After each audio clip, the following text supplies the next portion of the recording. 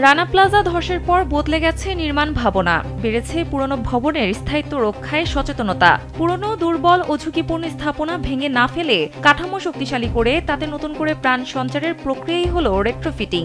দেশে গত এক দশকে সরকারি বেসরকারি শতাধিক ভবনে প্রয়োগ হয়েছে এই প্রযুক্তি। জাপান আন্তর্জাতিক সহযোগিতা সংস্থা জাইকা অর্থায়ন ও কারিগরি সহায়তায় তৈরি হচ্ছে নতুন নকশা, গাইডলাইন ও প্রশিক্ষণ মডেল। বিশেষ করে সরকারি দপ্তর, হাসপাতাল ও গার্মেন্টস ভবনে ভূমিকম্প সহনশীলতা বাড়াতে বাড়ছে এর ব্যবহার। প্রকৌশলীরা বলছেন, রেট্রোফিটিং শুধু সংস্কার নয়, এটি ভবনের নিরাপত্তা, স্থায়িত্ব ও ঐতিহ্য রক্ষার এক বৈপ্লবিক প্রযুক্তি। আগামী ২-৩ দশকে এই পদ্ধতি হয়ে উঠবে নির্মাণ খাতের আস্থার প্রতীক। জীবন অবাক না করলে কে করবে? ২৮% মিল্ক ফ্যাটের অবাক করার সাথে ফ্রেশ মিল্ক পাউডার। জীবন অবাক করুক প্রতিদিন। সাধারণত দুই ধরনের ভবনে এই প্রযুক্তি ব্যবহার করা হয়, আরসিসি বিল্ডিং ও স্টিল স্ট্রাকচারে। এই কাজের জন্য প্রয়োজন দক্ষ জনবল ও উপযুক্ত প্রশিক্ষণ। জাইকার সহায়তায় এই প্রযুক্তি ব্যবহারের জন্য গ্যাজেটেড ও নন গ্যাজেটেড উভয় পর্যায়ে গাইডলাইন প্রণয়ন করা হয়েছে। তবে দেশে এখনো কোনো স্থায়ী প্রশিক্ষণ কেন্দ্র নেই।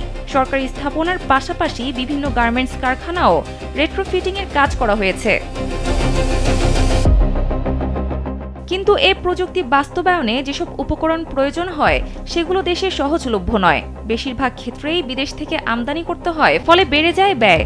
একই সঙ্গে দক্ষ জনবলের ঘাটতিও বড় বাধা হয়ে আছে। প্রকৌশলীরা জানান, বিল্ডিং কোড অনুসরণ না করে নির্মিত বা ভূমিকম্প সহনশীল নয় এমন ভবন এবং নকশাগত ত্রুটি থাকা পুরনো গুরুত্বপূর্ণ স্থাপনাগুলোর ক্ষেত্রে রেট্রোফিটিং করা হয়। দীর্ঘদিন ব্যবহারে ক্ষতিগ্রস্ত ভবন কিংবা প্রাকৃতিক দুর্যোগে দুর্বল হয়ে পড়া কাঠামোর শক্তি বাড়াতে প্রয়োগ করা হয় এ প্রযুক্তির। ভবনের মূল নকশার বাইরে গিয়ে আনা হয় কাঠামোগত পরিবর্তন। যদিও এটি সাধারণ নির্মাণ প্রযুক্তির তুলনায় সহজলভ্য নয়, তবে সময় ও স্থায়িত্বের দিক থেকে অধিক কার্যকর। এই সুবিধার কারণে রেট্রোফিটিংয়ের চাহিদা দিন দিন বাড়ছে। তবে সব পুরনো ভবনের ক্ষেত্রে এটি প্রয়োগযোগ্য নয়, তবে সময়ে ও স্থায়িত্বের দিক থেকে অধিক কার্যকর।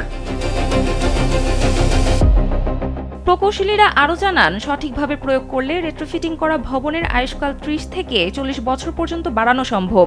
নকশাগত দুর্বলতা বা নির্মাণ ত্রুটি থাকলে ভবনের ব্যবহার পরিবর্তনেও এ প্রযুক্তি সহায়ক। মেয়াদোত্তীর্ণ বা দুর্যোগে ক্ষতিগ্রস্ত ভবনে রেট্রোফিটিং করে ফের ব্যবহারযোগ্য করা যায়।